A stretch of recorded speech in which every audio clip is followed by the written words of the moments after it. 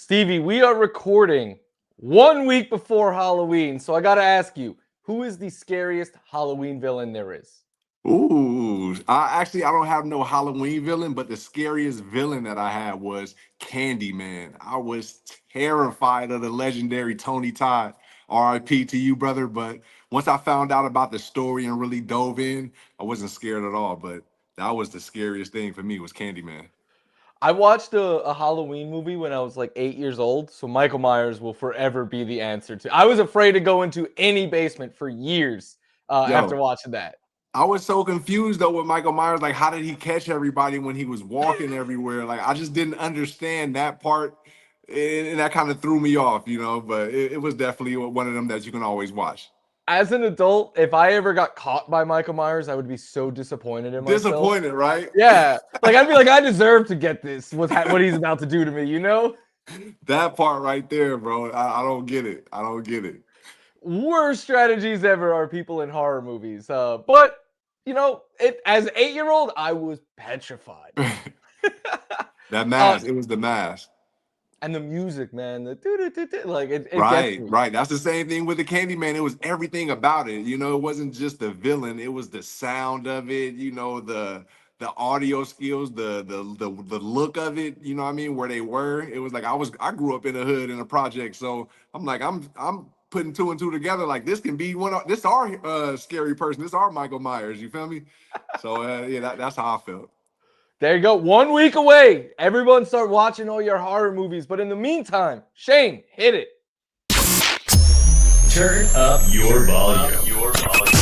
Because you're about to listen to The Sick Podcast. Bill's Banter with Stevie Johnson and Michael F. Florio. Fitzpatrick fires. Oh, caught! Steve Johnson! Touchdown, Buffalo! Why so serious? The sickest Buffalo Bills podcast. Allen will run it himself. He pumps. Got some daylight. Hurdles to the end zone. It's gonna be sick. It's time for another one. It's time for another one. This is Bill's Banter. What up, Guru? Well, we have a lot of guests on today. We got a game to break down, but I do have to ask because I know. Look, as a New Yorker, I know New Yorkers get upset when the Bills tweet out like "Good luck to the Six" and stuff like that. But you're repping not one World Series team today, but two. Yeah. I gotta represent both sides. I'm an alien. I do it a little different, and I get in trouble for it. So yeah, I'm representing them Blue Jays and the Dodgers. You know what I'm saying? So this is a throwback Brooklyn Dodger, but at the same time, I'm representing California. And why I get in trouble for this? Because I'm from San Francisco, and I'm only supposed to be Giants, right? Giants or A's. And I like both. I'm from California, so I represent all the teams in Cali, and my friends hate me for it, but it is what it is. I know now you're not to give it away, but you're down in San Diego, and the Padres hate the Dodgers, so you must get in trouble there as well. Yeah, that's what I'm saying. Everywhere, I'm an alien. I am what I am, and I'm a believe in what I believe in. I'm not hurting nobody, but everybody trying to hurt me for liking everybody. All lives matter, right? All teams matter. All teams matter for Is me. is there? Are you like 51-49 one way, or are you just happy regardless of who wins? Uh, well, with this one, I'm just happy with whoever wins. And that takes the fun out of it. But yeah, like if the Blue Jays win, big shout out to Toronto. And if the Dodgers win again, another one for California. And I represent both coasts. And I think those are the two, aside from Buffalo, are the closest to my liking. So yeah, I'm a represent both. And if they're going against anybody else, I'm 100% on with whatever Cali team or East Coast New York team it is. So if it was Seattle, you would have been rooting all the way. But Oh what yeah. I'm hearing is either way, we're gonna see you at a parade in like 2 weeks. So the parades get tricky. The parades get tricky. There's a lot of people out there, man, and they are fun. But I actually stay away from the parades, to be honest. I like to I watch from a distance. I will ask you this though: if we are lucky enough to have a Bills parade, we got to Oh, be I'm in there. attendance, right? Oh yeah, I'm there. Now that's different. You know what I mean? Now where you grew up, I can be in those streets and all that. But Buffalo, that's another one where it's like, oh yeah, I used to skateboard up and down Chippewa, Delaware Park, all that. Like yeah, I'm in the community all day, so that's like home for me. You know, if Bills get that dub, yeah, parade is lit. We have so many activations. This is gonna be beautiful.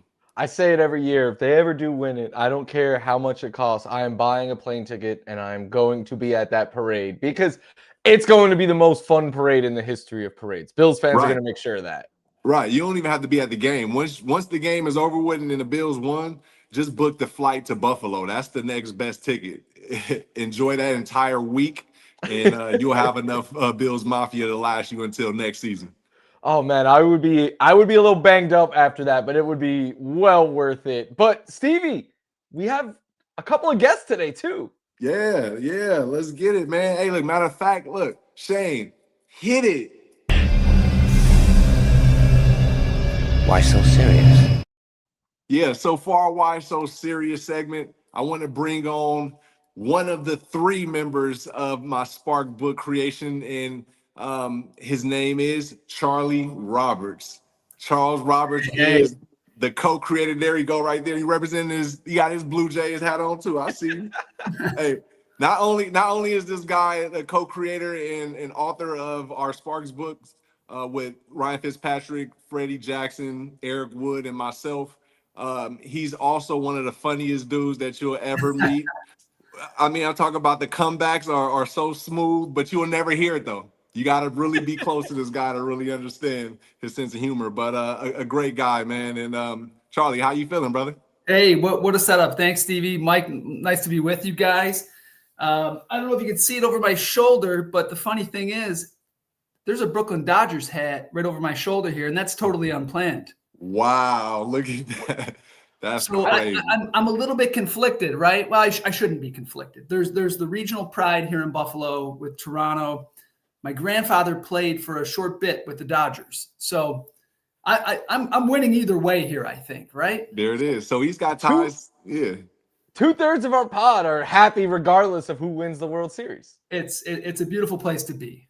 Yeah, that's the way to go right there. Hey, Charlie, so I wanted to get right into it, though, because a lot of people now know you around the city for creating books. You know, all these Spark books. We done toured so many schools, but let the people know what do you do aside from creating books? Yeah, look. Aside from creating books, my day job, director of public relations at a company called Delaware North.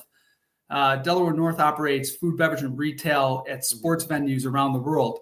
So there's a good chance when I'm not out here hawking children's books that you might find me, in the underbelly of a stadium somewhere, prepping a chef to go on TV to talk about food.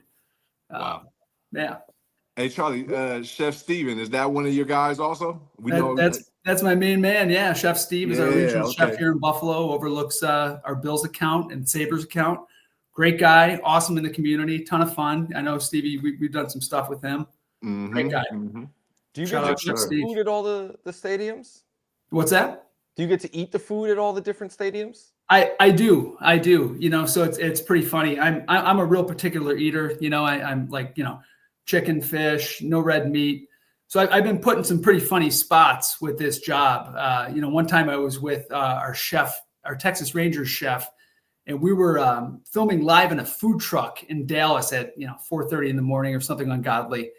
And he had this crazy 3 different types of sausage stacked on sausage on a hot dog, something absurd. Yeah. And they turned to me, and I had to take a bite of this thing live on air. And I don't even think I was eating meat at the time. And but it was goddamn delicious. I'm not gonna lie.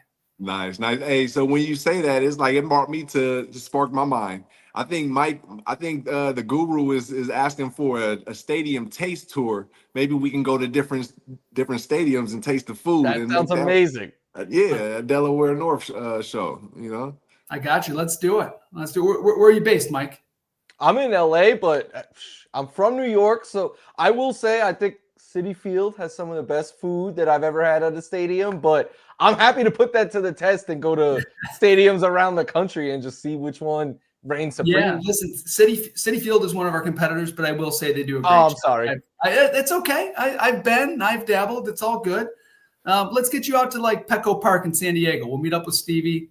We do the food there. The Padres are a great client. Exquisite. And the food there is A+. So. Yeah, it's definitely A1, man. Big shout out to my guy Daryl out here in San Diego, also looking out for us with all the amenities. Hey, Charlie. So look, now I want to jump to the fantasy football world. All right, look, it's crazy that like the how things are lining up. You got the Brooklyn Dodgers hat. I rep the Brooklyn Dodgers jersey. Totally unplanned. The Bills were undefeated. I was undefeated. I got beat last week by Drew Buckets. Shout out Big Buckets. And then the Bills lose again in prime time, and I go up against my guy in prime time, and you dethrone me. Like, what's going on? How you pick your team, bro? Listen, you know what? I got to tell you, the team I have in our league, I don't love. Right? I'm a fantasy football just junkie. You know, I'm in 8 leagues. You know, it's stupid. But one thing that is kind of ubiquitous across all of my teams, I'm a big draft rookies guy. So the guy that came through for me last week was Judkins in a big way. You know, if you didn't go off for 24 points, you might edge me by a point, right? I had Travis Hunter sitting on my bench. You know, he had 24 points, right? Fannin, who I just recently renamed my team for, he came through with, you know, a solid 10. But really, that's it. You know, I rely on the rookies. They come through big. And, you know, I was able to knock off a former NFL player. You know, not bad for a 5'8" dude from Buffalo, right? Hey, yeah, that's it. Pretty impressive. Hey, Guru, have you ever heard that technique, you know, using rookies? Yeah, I'm the same way as you. I love going with rookies. Like, some of them didn't work out. Like, I was big on Travion Henderson this year. Me too. Yeah, but like Omarion Hampton before he got hurt Judkins is looking like a league winner. So yeah, that's the thing is there's always risk with rookies, but if they hit, they're gonna outlive the pick that you took them on more than anyone else in that range. No question. I've got 4 on my team. You know, I've got Genty in our league. I've got Genty, Hunter, Fannin, and then of course Judkins. You know, so if you hit on 2 of the 4, you're in good shape. Stevie, as the veteran here, you went out and lost to a team of rookies. What do you gotta defend that? Hey, look, we go get it together. We had a team meeting. We met up, and you know, we got some books, some Spark books. We read up on things, and I think we go bounce back strong this week. We gotta get this dub, but we dealing with some injuries right now. I do think we all need you to get back on track because clearly the Bills do whatever your fantasy team does. So. Hey, what a coincidence, though. That is pretty crazy. Look, we'll definitely bounce back on track. But, hey, great segue on to the Buffalo Bills. That's going to be something to see this upcoming game against the Panthers. Charlie, the Panthers smashed on Atlanta Falcons, beat them 30-0. I mean, now we're going to Carolina, going against a team that just, you know, they just beat a team that beat us. How do you feel about the Atlanta Falcons, the Carolina Panthers and the Buffalo Bills? I'll tell you what, I'm nervous about this game. If for no other reason than Andy Dalton coming off the bench, he brings that kind of sage veteran presence. You know, he can just go out there and distribute. The Panthers they're solid. You know, it's a solid roster. I do think the Bills will get back on track, though. I really do. Coming off the bye, Sean McDermott is 8-0 in his tenure here in Buffalo, coming off the bye. I think it extends to 9-0. It might be an uglier game than we hope for, but I think they take care of business and you know, get back on track. A question I have for you, Stevie. Schematically, I have 2 questions on either side of the ball. How hard is it, do you think, for a team? It seemed like the Bills got much better defensively last week, 2 weeks ago rather, when they switched over to more of kind of a man defense.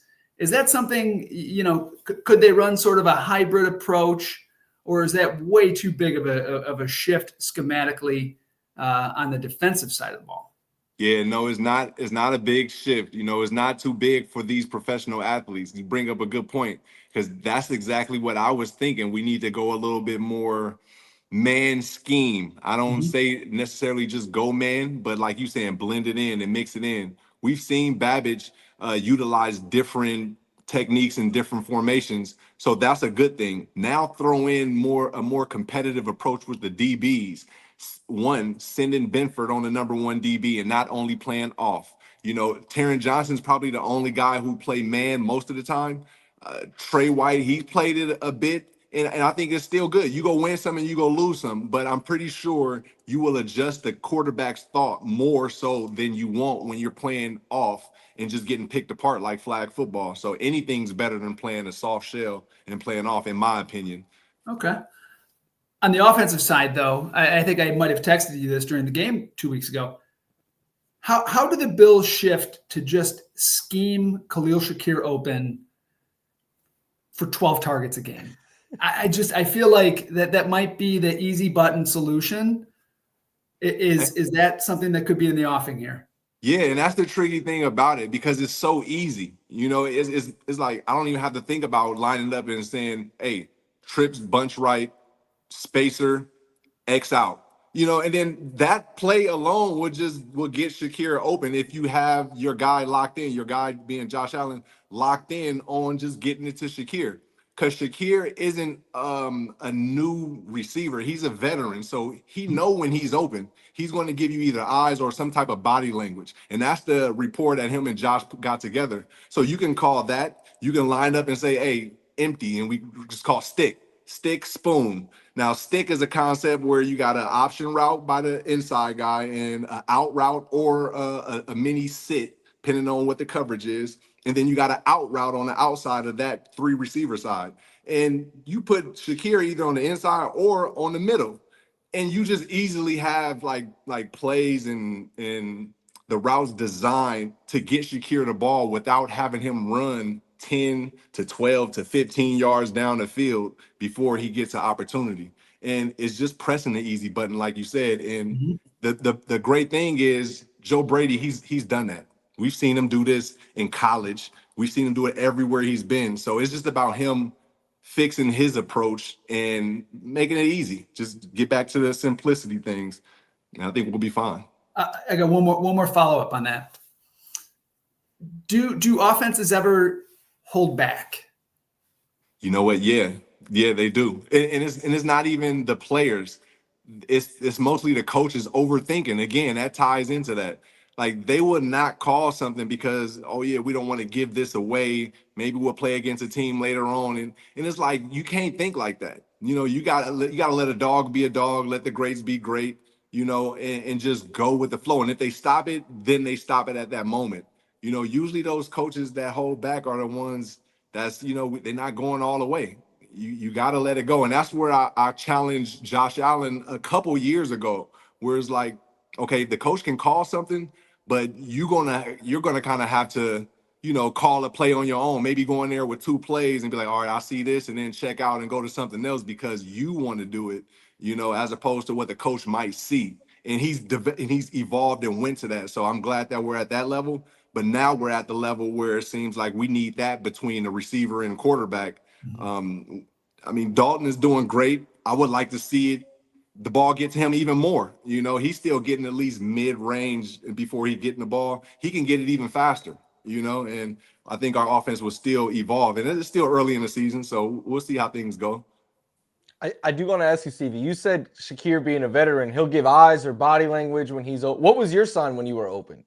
Well, so this is what Fitz did. He always did this sign to me. Once we would break the huddle or before, he'd call a play, and then he'd just give me a symbol like this. And that just meant I can run either a fade or let's say the play attached the hitch to it. I can run a hitch from the inside or the outside. And with me, this means you do you. So he just read whatever I did. So our kind of connection was different. The clip that I put out there with the Bills and Josh and showing Khalil look, that's the most basic that you can get. That's all you need, really. From any split. Once you see a hot, you got to give your eyes and still be able to multitask and go within your route. And that's what you saw the next level of Khalil. Nobody else did that. And that was a blitz play. Nobody's head moved except for Khalil's. So you got to see that and be like, all right, he's on another level. So let me just stick with this guy, and that's as easy as it gets. Yeah, and I saw a stat. I think it was ESPN put it out. Since the start of last season, the Bills have 1 deep touchdown. Like that just simply should not be the case. So yeah, maybe opening it up a little bit more with these guys will lead to more getting open downfield. Yeah, that's how it worked. Hey, Charlie, I remember you was a reporter back when Brady was slinging it. flat route, underneath. And then what do? Hit the seam deep, hit the outside deep. Like, you gotta soften it up underneath first, and then go for the deep route. You got to think most of these defenses are playing flag football and don't want to get beat deep, so they already playing off. So take what they give easy, and then let them come up, and then you burn them, right? Exactly right. Yeah, you was a quarterback also. I was an emergency quarterback, but again, the aforementioned 5'8", the struggle was real, seeing over the line. So hey, you would do a both. Yeah, right. Hey, that was an unbelievable comment the other day, right? Hey, Charlie, look, before you go, brother, I got 2 questions. One, do you think we pick up somebody in a trade before the trade deadline, and who would it be? Answer that one first. Okay.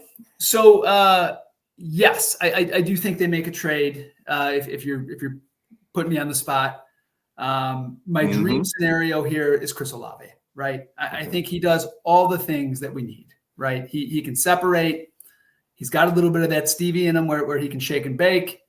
It will kind of take the top off the defense if necessary, or at least create the threat of taking the top off the defense, which could open things up underneath. He might come at a hefty cost, but hey, look, if I'm Brandon Beane right now, I'm probably doing it. Push all your chips in. Yeah, push them all in. We did it for Diggs. This can be round 2. Yeah, I like that the explanation on it. I always talk to you about different rookies or receivers around the league, and you got some good input. Okay, so you're saying Olave. There's a lot of names out there. There's another receiver on the Saints. I think Olave to me is the one that really makes the biggest impact. I actually really like the Bills' current receiving group. I think coming out of the bye, maybe schematically we see them a little bit, in different places, which would be good. But yeah, if you're asking me today, go get Chris Olave. Okay. Do you give up this is additional. Do you give up a player or do you give up draft picks? I would do both, but I'm a fantasy football player and not a general manager of a football team. No, we're here though now. Okay. Yep. So you said both. Would you go in the same receiver room, or would you go with a defensive player, or like you going specific? Man, I might go 2nd round pick and maybe their second round pick from a couple years ago. No shit. You saying our receiver? Why not? Dang, okay. Why not 1 for 1? Nice. Okay. I'll offer them a high upside former 2nd round pick for a high upside 1st round pick, and maybe throw in a draft picks. I don't know. Brandon Beane hasn't had the highest track record of hitting on these draft picks recently. So, I mean, give him to the Saints. Yeah. They're going to be pick 32 anyway if Olave works out. So, that's what I'm thinking. Exactly. Nice. Good. Nice perspective, man. Way to take it there. I love that. Okay, now for the final question, which I was supposed to ask 3 questions ago. But we're bantering. Hey, so do you think if the Buffalo Bills lose, does somebody get fired? Not after this week. Okay. Good. Yeah. Good. No, I think they're good. Look, I think the track record speaks for itself, right? They made the playoffs, 7 out of 8 years since McDermott's been at the helm. I think he's an excellent coach. I think these guys get up for him. His record out of the bye is great. So I feel pretty good. Does your answer change if it's the end of the year and they don't win the big one? Look, I think like any business, they would have to take a hard internal look, right? Hey, well, yeah, look, I love the perspectives. Thank you for putting it all out there. Hey, Guru, you got any more questions? You got any books or any you want to plug or anything like that? Yeah, we got a little something in the works, Stevie, right? Yes, sir. It's too soon to leak, but we've got our next children's book, which will be number 5. Yeah. God willing, is going to be featuring Adam Schefter. Yes. Okay. Yes. Blessings kind of the genesis of Bills Mafia. We touched on it with book 1 with Stevie's story, but we want to really go back to the beginning And now that Stevie and Adam are boys, Adam's been to Buffalo. They did a great event together a few months ago. Let's go all the way back in time and just tell the whole genesis of Bills Mafia, what it means, what it stands for, and how it all started. And where can people get these books if they're, because everyone should, but where can they? Yeah, I would say, look, the easiest way is Amazon. You can certainly go on our website, hbhf-creators.com. I've got a link on there that will take you to Amazon or to our publisher, to their website. Special rate. Yep. So Yep. Make sure y'all tap in if y'all want to do the extra HBHF-creators link. But yeah, again, you can also just type in Amazon and you can find it. Exactly right. And the website, hbhf-creators.com. I'm going to hold myself accountable here. I do plan on updating that much more regularly, with regular content and updates. So, tap in there. Yes, sir. Yes, sir. Thank you, my brother. Okay, go Blue Jays. Hey, go team. Go team. Yeah, right. We're good either way. Yes, sir. All right, take care. Tell the family we said hello and enjoy the rest of the night. Tell Queen Zoe, handle biz, have fun, and repeat. You got it. I got to pick her up from dance in about 45 minutes, so I'll do that. Hey. All right, brother. Take care. All right. Peace, guys. That's our guy, Charlie Roberts, man. Yeah, it's pretty special. We got our other partner, Zach McCabe. He's actually the one who I initially sparked conversation with about doing a coloring book. I wanted to do a coloring book about like I can, inspiring kids to be whatever they wanted to be, and Zach was the illustrator, or he was the creator, and that's how we started. And then I ended up meeting Charlie at a bar. I had an event, another activation at a bar, and he was like, "Hey, bro, look, I ended up creating this book about you, about your story." Because Charlie used to be like a reporter with the Bills. And I sent him my email. He ended up sending me this story, and it was captivating. And from there, we just stayed in touch, and then we tweaked some things. I introduced him to Zach, and then we just been doing it big, man. We done toured schools all throughout the East Coast, put on seminars, meet and greets, readings, digital work, all types of things, man, fun things, and it's just been a blessing, man. It's been a blessing. I just want to shout out you, man, because you could have just disappeared or whatever after football, and you spend every venture of your life trying to give back to the community and to other people and stuff. So shout out, first of all, just to be an NFL wide receiver, like for most people that would be, but you're an author, you're a children book author, you're bringing good causes around the country, and just bringing like happiness and joy to people. So shout out to you, man. Thank you, Guru, man. It's all needed, man. This little spark is all needed, because it can be bigger than what it even is, man. Just like things can be worse than it is, so if you can, have the ability to spark somebody's mind in a positive way, do it. And I got a passion for it. That's all we've been doing. I mean, I really mean it though. You see a lot of people change up after success, and it hasn't changed you. I mean, I don't know how you were pre-Bills days, but just judging from you, I don't think it's changed you an ounce. Yeah, it's funny that you even bring that part up, because I was thinking like this. Like, I always been a community guy. Like, even as a player, I was always with the YMCA or the Boys and Girls Club, or just in the community when I knew probably shouldn't have been. But the philanthropy side, I didn't really get to explore that because I was so locked in with sports and trying to maintain a position, playing through things. And I didn't get to really explore that. And I wish I did, though, now, how the players are able to nowadays, so that's something I think about all the time. But at the end of the day, COVID sparked a lot. I ended up working with some kids, some high school kids that went back to my alma mater, and I just saw how much they needed mentorship, the same thing that I needed growing up. And I got blessed to still get through the cracks. I had to come back and create more. So that's how, Club HBHF began. and the mindset of just handle biz, have fun, and repeat, and let that be the balance of life. And we just been evolving from there. I think players like you and others from your time have made it easier for players today to be able to give back, because once upon a time it was like you should just be focused on football and Yeah. nothing else. And now players get to actually be humans, I feel like. And it's only a good thing. Yeah, for sure about that, brother. That's a real talk for.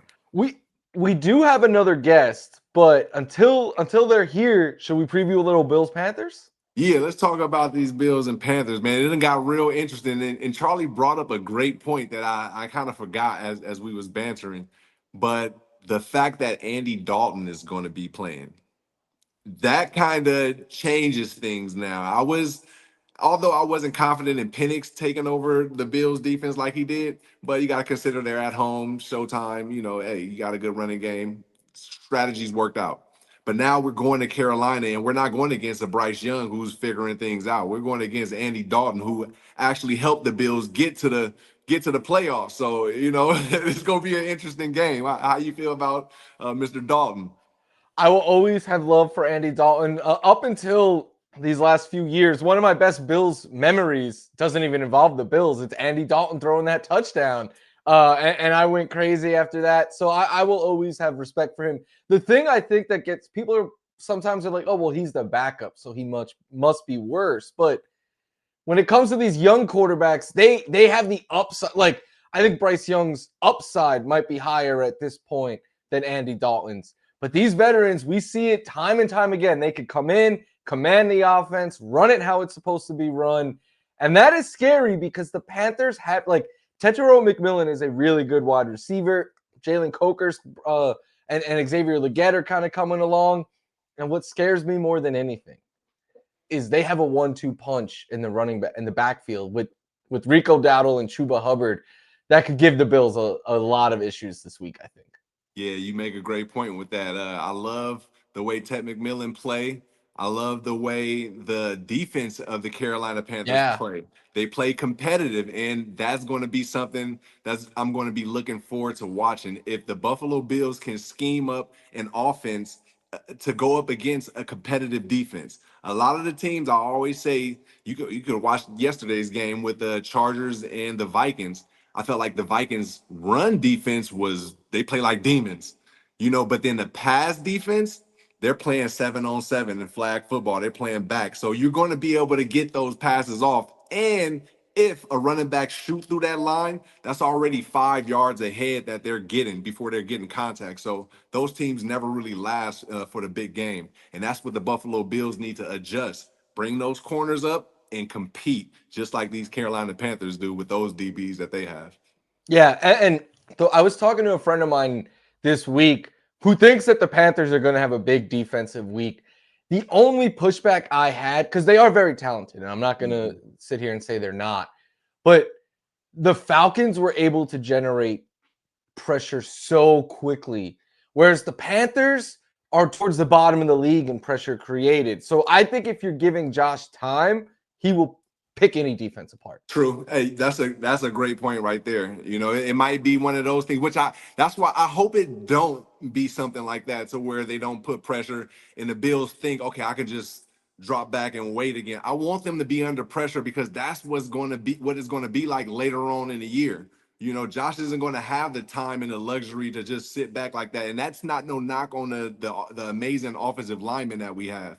It's just the fact of the game that when you go up against a defensive coach that can scheme it up and get those pressures, either you can get the ball out to your players who's watching and who's ready, or you go be in pressure situations. You're going to have to see Josh put on that cape more times than not. And that's what I don't want to see. That's regressing as opposed to progressing. Speaking of Josh, he has never lost 3 in a row in his career. He is 7-0 on a 2-game losing streak. Look, no disrespect to the Panthers. I would be pretty surprised if this is Josh's first 3-game losing streak. That's a good one. It's a lot of things in the air right now. Josh never lost 3 in a row. McDermott never lost off of a bye week. Yeah. I mean, the Bills haven't lost off a bye week in probably, 5 years? They're 10-0 going back to 2015. I know that. Hey, Yeah, so I mean that kind of raises the unfortunate question of like, does anybody get fired if this was to happen? With our next guest, if Don Mookie show up, reporter for WUFO Sports, he actually brought that to my attention. Like with the wins that the Bills have had and then how they've looked, does anybody is anybody on the hot seat after this L, considering all of those dubs that we've actually had for years? Who would it be? Right, you're not going to get rid of McDermott. You're not going to Yeah, I get rid don't of think Joe nobody. Brady. Yeah. It would have had to be Brady, I would say. They would You have had think to. Brady? Yeah, I thought it would have had to been Brady, but me personally, I don't think nobody should get fired. But when he brought that up to me, I was like, maybe somebody will get fired, but I don't know. I don't see it happening. I don't see it happening with Brady. I don't want to say I've soured on Joe Brady. I do think the last couple of weeks, I know Big German is throwing it around like too cute. Maybe he has been a little bit. And more than anything, and we've talked about this a lot on the pod, I want him to get a little creative with his guy. Like you were saying with Shakir, I've been saying it with Coleman. Like move them around a bit, use them as, don't just like tether them to one spot on the field. And I really wanted to, when Mookie joins us, I want to ask him about James Cook's usage, because I think a lot of Bills fans are wondering why James Cook isn't out there on like third and short when we need to get the downs. But Stevie, I did want to bring this to your attention as well. We haven't mentioned his name much, but Dalton Kincaid, low-key, might be the most important player to this offense, because Josh Allen has a 110 passer rating with Kincaid on the field. Wow. 5 touchdowns, no interceptions, 4 sacks when he's out there, 6 touchdowns, 8 sacks when he's not out there. It's the same amount of dropbacks. So he means a lot right now to this Bills offense. Yeah, it sounding like he's the glue right now, and it could easily be James Cook also. And I don't want to bring it back to Brady, but hopefully if Mookie can get on, he can give us more insight on the interview that he had with Coach Brady on why he wasn't utilizing James Cook. And it ultimately boiled down to he was looking out for James, resting James in a sense. And right now, when you hear it like that with Kincaid, the success with Kincaid on the field, and when he's off the field, because everybody need that break, that's when you ramp it up to Cook and Khalil and and spot plays to other guys. But yeah, the same way he's laser focused and locked in on Kincaid, you have Khalil, Shakir, and James Cook to do the same thing, and everybody else would just get food off after that. And that's my take on that. Great stats though on that. Yeah, I understand trying to ease the workload on Cook. I was cool with it all last year, but when you're trailing on Monday night and the bye is the next week, I feel like that is the perfect situation to give Cook a little bit more work than maybe he normally handles. Right, that part, man. And yeah, we'll see what happens, man, because the Carolina Panthers either go give up the yardage and make all of the everybody calm down, or they go bring that pressure in, and we gonna have to see some guys step up, and we'll see if they evolved after these 2 weeks in this bye week, and hopefully they have. I'm just gonna say it. I think the Bills win this by 2 scores. Like 2 scores. I think we're all right now being like, because the Falcons, I mean, you lost to the Patriots, you lost to the Falcons, 2-game losing streak. It's a little worrisome. The Panthers are a much better team than I think a lot of people expected coming into the year. That all being said, the Bills are the much better team of the two, in my opinion. I think they have more talent on both sides of the ball. And more than anything, they have a James Cook. They have a Josh Allen and the playmakers like that. I think it'll be one of those games, Stevie, where the first quarter, maybe in the first half, is really gritty and it's close. But I think over the course of 60 minutes, the Bills separate themselves. Yeah, and I'm also looking forward to Shaq Thompson getting back out there. After he's been having a good season. He had an opportunity to have an even greater season earlier. Now he's going back to his former team where he was a captain. And let's see if he can lead the troops and provide that spark that the Buffalo Bills really need on that defense. Do you believe in revenge games? Because it's kind of one for McDermott, it's one for him. Like Aaron Rodgers has a huge one this weekend. Like, do you buy into that as a player? A little bit, yeah, I think so. That's what makes it fun. Not real personal revenge, but that's what makes it fun because everybody's got a story about the team that they used to play for and why they're playing for another team. So, there's always something, and we call that fuel. Sometimes we create the fuel. Sometimes we take things personal, like MJ say, and sometimes we just try to act like there's nothing, and we use that in the media, but. I'm pretty sure every player has a quote unquote revenge feeling when they're playing against their former teams, Guru. So, I know what is a Bills show, but talking about a different player in the NFL, Aaron Rodgers all week has said this is not a revenge game and there's no hard feelings. And so I don't believe him for a second. What are your thoughts on that? Yeah, we'll see once he makes some plays or a big play and how fired up he is. That determines whether if he has some revenge out there. But if he's super calm and you see normal, yeah, good job and all that, then maybe it's still a method to his madness. He is a California kid, so he can play it cool. But if he get over amped, yeah, he has something personal going on for sure. I'm hoping we see the discount double check out of him this week. That would be so funny. So funny. Same. Stevie, I did want to show you one thing though. I sent Shane this picture before the show. I'm Bills Mafia through and through, but I wanted you to see this from me and not from someone else in case things go south this week. So Shane, you got that picture? Ah! Wait, what's going on here? You got to explain this to me. Guru, you in a full dripped out Carolina Panther whole costume, body costume. It was one, it looks ridiculous. Two, this was 5 years ago, my first year doing NFL Network stuff. I don't know if you remember Robbie Anderson at the time, Chosen Robbie. Yeah. A video went viral where he was like, "What is that bear doing?" And DJ Moore was like, "That bear, that's a panther." And it was Sir Purr. And so for Halloween that year, I dressed up as Sir Purr. But that's a good one. Don't throw that in my face. I'm picking the Bills by 2 scores this week, so I'm going Bills all the way. Yo, come on, nah, you can't throw that up there and then say you picking the Bills. I can't let you slide with this. This is a banter community. If you lose, you got to post that on your social media. I will. Yeah. Hey, if I still had it, I would do next week's episode dressed as it, but I don't think I have the costume anymore. Man, that's legend. The Carolina Bears. Hey, epic though. Hey, you still holding true to your costumes though? Trying to. I got one more week to figure out what I'm going to be this year. I haven't. Have you decided yet? Not just yet. We've been discussing, but I haven't decided just yet. As we've seen on the show, the Johnsons do Halloween up very big, so I know the pressure's on. Yeah. We'll see what we can conjure up, but I mean, yeah. That's all good. I need to really get my act together for my fantasy team, though. I'm struggling. I'm struggling. Hey, that's the beauty of starting off 5-0. You could lose 2 in a row, and it's not you're still sitting. I think you're tied for first place still. So I'm still good. Cool. Okay, that's good to hear coming from you. Then I'm thinking I'm out of it. I'm in a slump. I'm feeling it.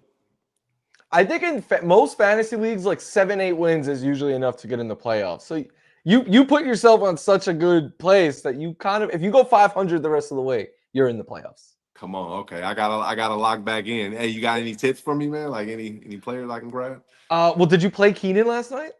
I did play Keenan. Okay. So, you got James Cook back this week. I know that. And Lamar. I'm projected. Yeah, so Lamar's an interesting one. I wonder how people are feeling about that. Speaking of Lamar, okay, Lamar got that hamstring injury, and we know how that can be. Now, I was heavy on Max Harrison. Hey, sit him for the rest of this year. Let him come back healthy. And then I just saw that clip on social media with him moving like he's at light speed. I didn't even look like he was injured. I'm looking forward to seeing him come back now. When you're 22, those soft tissue injuries heal a lot quicker. Yo, it didn't even look like he was affected, and he was doing the side movements is the thing that was getting me, going sideways and then going lateral. It was impressive to see, and I mean, do they have him active for this week or no? I know they opened his window, but I don't think they've activated him yet. Oh, okay. They don't have to. I think they could Sunday, but they haven't said if they're going to or not. Okay. But for your fantasy team, I mean, you're 0-2 without James Cook and Lamar, but when those guys are out there, you're 5-0. So I wouldn't be stressing too much. And I also think there's someone here ready to join the show. Okay, yeah. So we got Don Mook in the building. What's up? What's up? Yes, sir. Yes, sir. We got Don Mookie in the building. So look, let me give a rundown on the Don. So Mookie, we've been connected for years. I mean, since I was a rookie in the league. So this is over 15 and a half plus years that we've been together. And he's a staple in the community. I mean, we've connected on youth events, youth activations. He's got some of the best players, young players in the world out there that he's mentoring. And he also is Bill's beat writer and owner at Wufu Sports Radio. And we got him here. And Don Mook, how you feeling? I'm good, man. I'm on the road to Charlotte right now. We just passed West Virginia, so we're taking a good trip. Hey, Mook Guru. Before we step in, I just want to let the people understand how Mookie became who he is. Mook, let us know though, like how did you get into this world of the Buffalo Bills, of Wufu Radio, Wufo Radio, being in the community and being a pillar? Like, how did that come about? What was the spark that got you involved? Well, I've been kind of like tied in. It goes all the way back from me going to college and coming back home and figuring out how to really help these kids live their gifts, right? I had to learn on the fly. As I learned, I was able to cross paths with Thurman Thomas, and Thurman Thomas put me under his wing when I was like 18, 19 years old. And the rest is kind of like history. Me dealing with the kids, I've been dealing with them ever since I was 16 years old. So given the opportunity and the resources that I had, just come back and just making a difference for the kids. And I was able to produce a few Super Bowl champions along the way, but a lot of kids has gone through college under me just being a mentor to them, and just getting my opportunity to live their gifts. So I'm still at it. The Lord has blessed me to take it to a whole nother level. Now with this 7 years now, I'm trying to take full advantage of that. And I got Sports Q TV. That's something like a Buffalo Sports Center that I do here with the kids. So we're trying to get them exposed. We train them up courtesy of HB, HF. You didn't help me along the way with some of the top prospects here in the state. And you still do that with guys like Elijah Kimball, who's one of the top running backs in the country in 2027 class. So is that the kid that real quick, said, Mike? I know we short and brief with 2-minute drill. Hey, is Elijah the kid that scored the 9 touchdowns? No. Oh, it's another. That's just another 9 guy. Yeah, in one guy. game. One game. We got Kmart Pitts. Yeah, I coach modified here. I coach 7 and 8 grade modified, and I coach high school as well. And our high school senior last week scored 9 touchdowns in 3 quarters. We beat the team 76-3.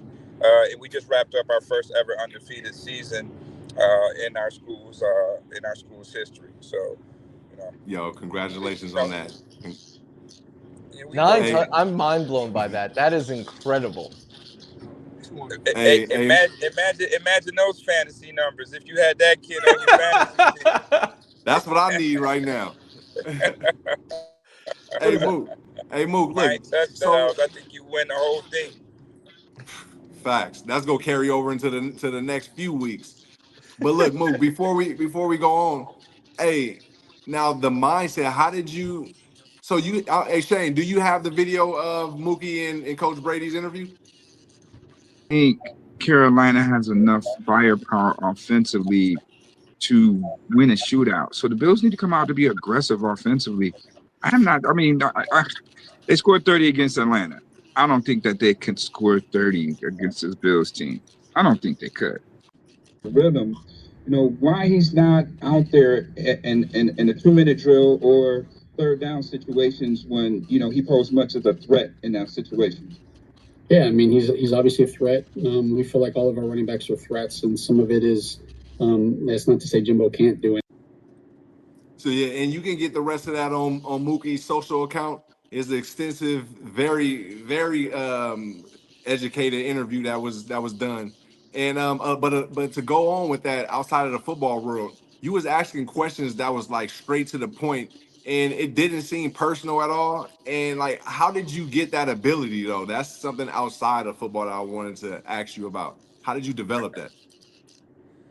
Well, I mean, me being around the game, coaching the game, playing the game, I see the game a little bit more different than, my counterparts as writers. Not to say that they haven't played the game, but, I'm always sharpening my tools, my skills on the game every year. And I've been doing that for, over 30 plus years.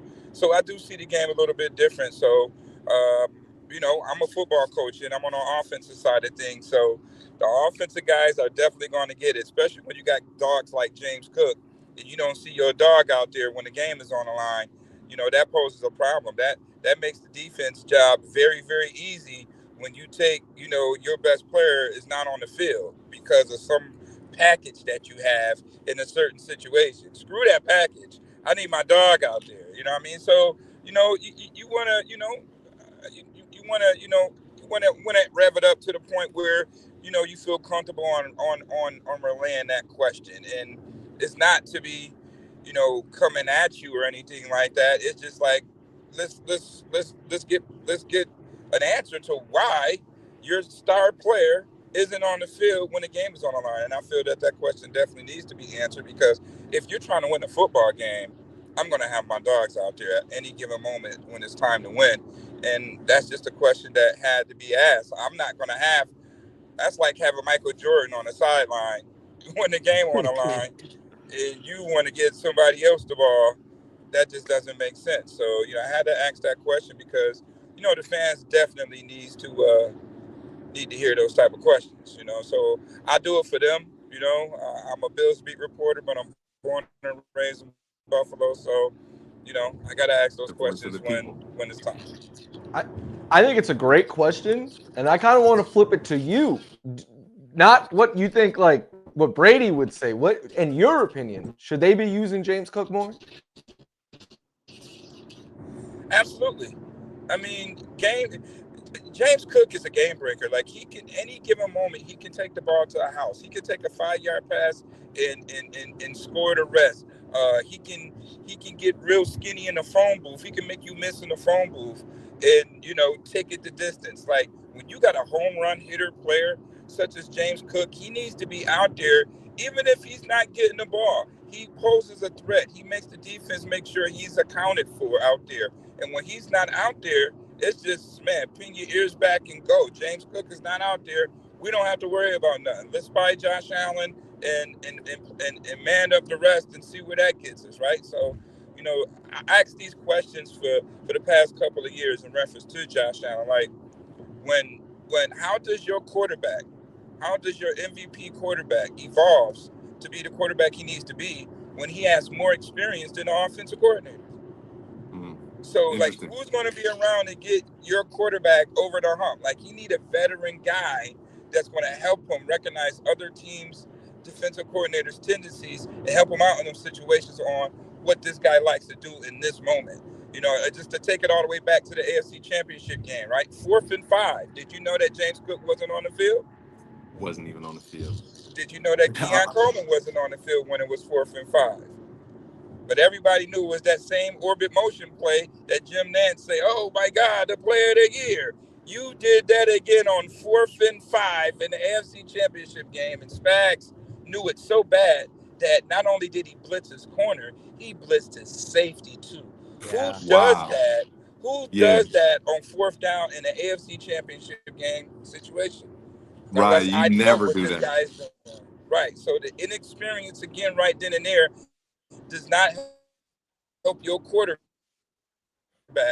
get over the hump, right? And you don't have your best weapon out there. Now, James Cook on that day had 13 carries, 85 yards, 3 catches for 50 yards. He did not touch the ball no more after that miraculous fourth and goal play where he had to stretch the ball over the goal line, and that was two and a Amazing. half minutes to go in the third quarter. Go back and watch Unbelievable. that game. The, So I'm happy these you're are the saying all questions this that it because just build it up. I let him live. I let him live, Stevie. I even let him live at the combine. When I caught him in the lobby, I didn't ask him. But I got triggered by Enough what is he's enough. doing now, not playing James Cook in pivotal moments when the team really needs him the most. Yeah, yeah, and hey, guys, again, type in Mookie Hawkins, Mukihawkins on X, and you can see the entire interview, and you can hear, the way it was laid out, and you can hear the answers from Brady. Now I'm gonna talk about Brady. He said he was taking care of Cook, making sure that he was rested and not putting too much on his plate. Not to give everything away, but that was the gist of his answer. Do you agree with that? Considering this is only week 4 and 5 that the Bills went through something. We still got a long season. Are you kind of set in Brady being in his ways right now with his offensive schemes? What did Murray say? Murray, we found that to be a lie. I don't think what am I saving James Cook for when we got a bye next week? You know what I mean? Like, make that make sense. We got a bye next week. So I'm going to run James Cook tongue out until he's dead ass tired, excuse my French.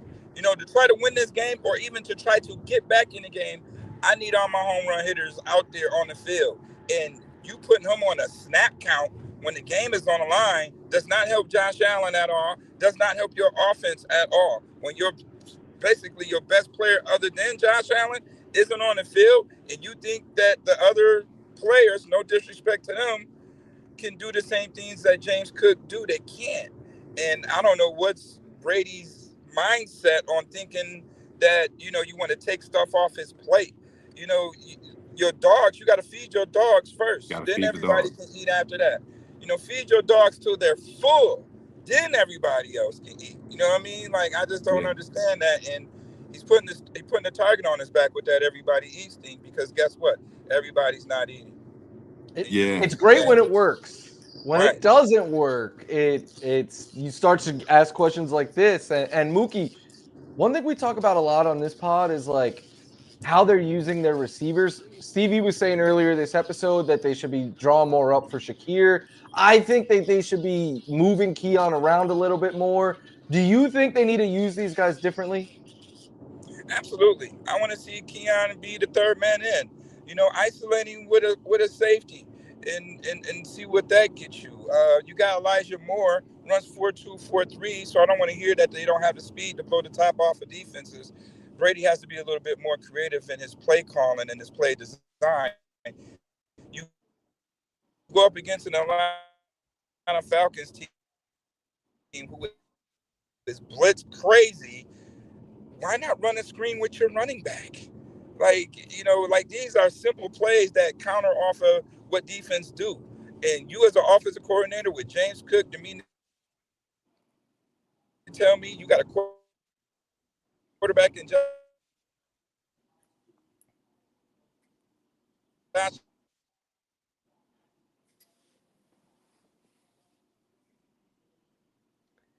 We might have some bad service going on right now. I know Mookie's headed yeah. down He to was cooking. Carolina. I didn't want to interrupt. He was cooking. Oh, okay, yeah, he was cooking, man. But I mean, I understand what he's saying, and that kind of goes to what we were saying. Like Brady just gotta make it easy, make it simple. Yeah, here we go. He can carry on. Yep, you can finish cooking, man. You was talking about how you got to make things simple. Get back to making it easy. Yeah, I'm sorry, y'all. We in the mountains right here, still in West Virginia. So dip and dive Yeah, and drive safe always. go out. But I mean, the situations, you got to move your chess pieces around to make plays. And I think at times Brady gets a little bit more predictable and a little bit too basic. And we played out to the level of our competition. And then when you look at the first 4 games now, when you really look back at it, those teams have a combined record of 3-24 right now. Yeah, it makes it look bad. It's not that the Bills chose this. Hey, those teams was just doing bad. But and at the same time, I don't want to say he's been too basic. He's just haven't been approaching the situations correct. going up against a blitzing team, you called it. Like, yeah, duh, hit a screen, throw a screen, or try some hot routes. Did y'all even throw it to a hot route at all? They just went to the fact that we're going to utilize our max offensive line and drop back, and then Josh is going to find something. That's not how it gets done. That was years in the past. Mookie, before we get on, I wanted to talk about Justice, our partner, Justice General. He brought up a good point to me about Max Harrison. Now, I was talking about sitting him. However, I just saw a clip online where Justice was saying, "Look, play him now. He needs to be played." And I was against it, but I'm switching up. I think I'm going with the play him now. So y'all got some pretty good perspectives out there. Well, he looked pretty damn twitchy with a brace on after you seen all the, him doing the drills and things like that. You didn't even think that he would have that brace on the way he was able just to move so naturally. He felt like it looked like the brace didn't affect his movement at all. And you see the quickness, right? You see that twitchiness in it already. So I'll say give it a couple of weeks. I'll say week 10, you'll see him running out of that tunnel ready to roll. You called it too. You definitely called it. I wasn't seeing it. I was thinking more personal. I wanted him to be all the way good, wait a whole year. He's a Wildcat, so I want him to last. But he looked like nothing even happened to him, man. I'm ready to see week 10 now. Yeah, well, this week is going to be, quite the game because again, Joe Brady goes back to the scene of the crime where he once was the offensive coordinator, and now he's coming back with his new team. Sean McDermott comes back as well as coming off the bye. He's never lost, Yeah. so it's some situations that's going on here, and you're playing right now a Carolina team that isn't scared of this Buffalo Bills team. I think right now nobody is the Bills don't scare anybody, and for them to be a Super Bowl contending team, that that they should be able to be frightening to some teams, but right now they're not.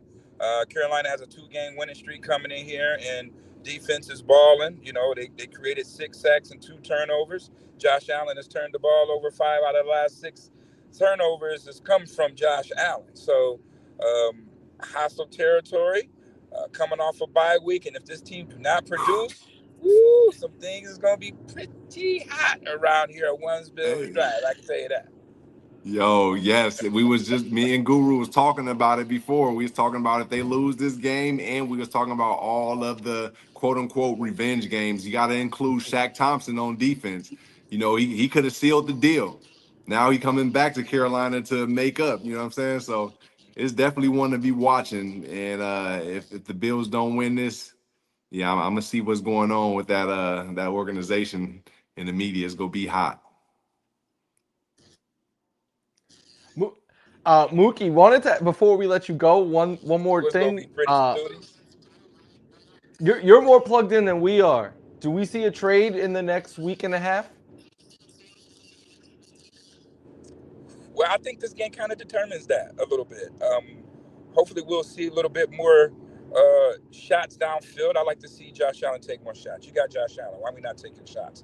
Just get these receivers involved, right? So it seemed like they was getting Palmer involved until he got hurt, but guess what? He still ended up being the leading team and the leading guy in receiving yards, like Stevie mentioned, last week, right? So that can't really happen. They got to get the receivers involved to keep the defense at bay, and then we can see, defensively, they're hurting. Taylor Rapp just got placed on IR.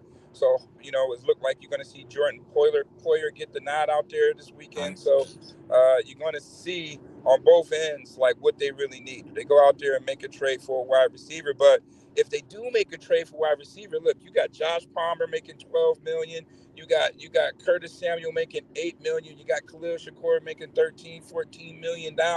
You got Keon Coleman on his rookie deal. I don't see the Bills moving Keon Coleman. You got to move one of those money guys to make the money match, right? If you're going to go out and get a Chris Olave or a Waddle, where it seems like, I've been hearing Waddle, that contract that he has, you're going to have to match that contract with another guy on this team as far as contractual wise. I don't think you trade Keon Coleman and take on Jalen Waddle's contract on top of everybody else's contract you have here as far as the receiving room. So it's going to be pretty interesting to see, what's going to happen. And, we'll see one more week offensively if teams are going to play Bills man and dare Josh Allen to throw deep and force these wide receivers to create some sort of separation, or Joe Brady is going to have to scheme that separation up. Other than Yo, that, yeah, I think we'll have a trade. you hear from Don Mook. Hey, Mook, I wanted to ask this while we on it. So a lot of people talking about receivers, and I was going to ask about who would you get a trade, but it seemed like it'd be towards the receiver room. Do you think it's fair? Even we can even personally point out Keon. Do you think it's fair the fire that he's in, considering the fact that he's only getting a few amount of targets, sporadic targets? Because when you look at it, people will compile the targets and say, "Oh, well, he's getting looked at here, here, here." It's like, yeah, on the paper it looks like that, but in game situations, he's not getting the targets that he needs to be productive in that first quarter. Is it fair on him in the receiver room overall to be getting this when they're not getting the opportunities per se? No, it's not fair. I think that, again, it goes back to that everybody eats mantra. And I think that, I don't know if they just stuck on that. Like, I got to get everybody involved. And it's hard for your guys offensively to get in some sort of rhythm. When you get me going in the first quarter, then you go away from me all the way into the fourth quarter. It's hard for me to establish some sort of rhythm and get in the flow of the game. When you really break down the receivers, right? And I put a weird stat up a couple of days ago, right? There are 10 teams in the NFL that have 2 or more receivers that has more catches than the Buffalo Bills leading receiver. There are 7 teams. There are 7 teams in the NFL that have 3 or more wide receivers on the same team that has more catches than the Bills leading receiver. Man, I mean, they getting the That's ball insane. out with it. Yeah, that's what we got to be done. I remember they was That's doing it a little bit insane. earlier with the airtime, short airtime, getting the ball out. That's moving the ball up and down. Got to keep it. But it's crazy when you got a quarterback such as Josh Allen to have that. Like, Yeah. you look at everybody. You look at Atlanta Falcons. They have 3 guys right now that has more catches than Khalil Shakir. He's leading the team with 25 catches. It's 3 players on their team. It's 3 players on the Saints. It's that's crazy. That's a Hey, crazy yeah. stat. It's Wildly underused. Wildly underused considering the numbers. And I want to say, let's push it to the defensive side. I wanted to get out, but hey, let's keep it going. What about Christian Benford getting 80 million and he's only playing on one side of the field and not even pressing half the time? Like, what's going on with the defensive side? I asked McDermott during that time against the Falcons, would he try an odd front? And he asked me what did I suggest off of it, Okay. and I was like, well, damn. I would at least put a nose there. I would have went kind of to an out front because it was doubling down on Deion Walker. You want to keep that center occupied, right? So you put a nose guard there where they can't double your 3 tech at that time. You know what I Smart. mean? So that would have stopped the bleeding, and that Smart. would have forced Bijan to make a decision where do I got to be patient enough to wait for the cutback lane to happen, or do I got to bounce it and try to get some yards, any way I can? That never happened. So I don't know. Maybe the little tidbit, coach may take my advice and try it. Maybe not, but it starts up front, and you got to get pressure to the quarterback. This Bills team cannot stop the run, and they can't get you off the field on 3rd down, and that's a recipe for disaster. Especially going up against a Carolina team who has a combination of Rico Dowd and Chuba Hubbard that's getting 200 yards on the ground, and then you got to send in wide receivers and Xavier Legette and Tech McMillan that are no slouches neither. So it could be a baby shootout on Sunday with the veteran Andy Dalton under the helm. Yeah, I'm definitely looking forward to hearing from it. Hey, Guru, you got anything else? Because I can keep bantering on and on right now. Mook is in the zone and Don is in his zone right now. I'm just sitting back and listening and absorbing all the knowledge right now. But real quick, I get like, how shocked would you be if the Bills went on a 3-game losing streak this weekend? I would be very, very shocked because Josh Allen has never lost 3 games consecutively. Never. So I'll be very Unbelievable. shocked. and for them to come off a bye week and, and have and have a poor performance, yeah, something definitely won't be right, at one Bills drive, in that situation. Josh Allen's never lost 3 straight in his entire career. So for this to be a Super Bowl caliber type of team and they lose 3 in a row, that means there's some major issues going on with this Bills team, and they need to be corrected very, very fast. Very fast. Hey, yeah, we go wrap it up like that. But Mook, I want you to give out the stations and how people can network and connect with you, whether your X account in a radio station and anything else with the youth. Yeah, you can't connect with me right now because I'm going down a deep mountain in West Virginia. But I see. you can catch me on Twitter, Facebook, Instagram at Wuffo Sports. That's WUFO. Sports. You can also catch me on Power 96.5 FM radio and also 1080 AM on your AM dial. You can also catch me on the Fan Base Network, all right, with Bill's World and all types of good stuff with the Sick Podcast with my guy Mike F. and Stevie Corleone. Yes. Let's go. Yeah, I appreciate you, Don Mook. I'll be seeing you in a few weeks at the Bill Sabres night, man. I'll be out there October 28th. Man, HBHF, my guy. Appreciate you, Mike. Love. Appreciate you. Hey, that's our guy, Don Mookie. Yeah, hey, it's much appreciated, man. Like to have those perspectives, the insight, and just those guys. We're hearing it the real. That's authentic. We heard from Charlie and his perspective, and then we heard from Mookie, who's in the building, and we heard his perspective, and how to be professional and still get those emotions and the proper questions out. Again, I was taking notes myself because Yeah. that's one thing I'm always like, I don't want to sound personal, but like you gotta get the info out. So I was taking notes on it. Yeah, You gotta man. learn from the greats, right? Exactly, and that's what it is. We around a bunch of like-minded people, and we gonna continue to have that for y'all Banter community. So yeah. What you Real got? quick before we say goodbye, Yeah. we gotta let the people know that when the Bills get off the snide this weekend, have a Bills Cigar Mafia ready. .cigarmafia.com. Make sure y'all tap in with our guys and spark up the victory cigars when these Bills get back on the victory track. Enjoy it with us. And you can also stop by our locations in Amherst, downtown Buffalo, and Orchard Park, and you can get your own sweet victory cigar. And tap in online because there's much more than cigars. There's gear, memorabilia. We got all types of things. We even got activations coming up, meet and greets, and watch parties. So yeah, you can get on again at www.cigarmafia.com. Shout out to the team. You can speak on this better than me. Look, everyone right now in Bills land is freaking out a little bit, but a handy victory. Like if they go out there and they play like we know they could play, everything will be right in the world again come Monday. So let's just take care of business. That is the objective this weekend. There it is. Yep. Hey, just take care of business. Handle business. Don't even think about the fun just yet. Just let it come naturally. Just handle business, Bills. All right. This has been another episode of Bills Banter on the Sick Podcast. It's the guru and the legend. One love. Go Bills for life. And that's a wrap. Hope you don't miss us too much until next time. Follow the Sick Podcast Bills Banter on YouTube, Instagram, Facebook, Google Play, and Apple Podcasts.